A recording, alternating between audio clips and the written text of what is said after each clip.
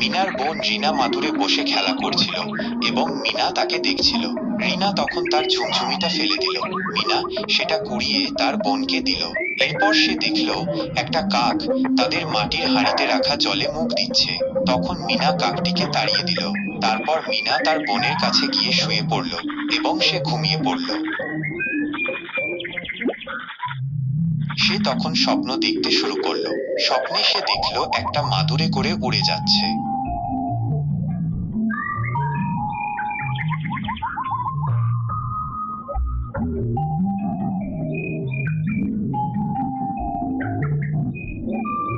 কিছুক্ষণ যাওয়ার পরে সে একটা রানীর কাছে এসে পৌঁছাল এবং মাদুর থেকে উঠে রানীর কাছে গেল। রানী তখন তাকে তার জাদুই স্টার লাঠিটা দেওয়ার কথা বলল। মিনা তখন বলল, কোথায় সেই লাঠি? রানী বলল, আমাদের পুকুর পাড়ের সাইডে 5টা পাখি আছে, সেখানে গেলেই পাবে।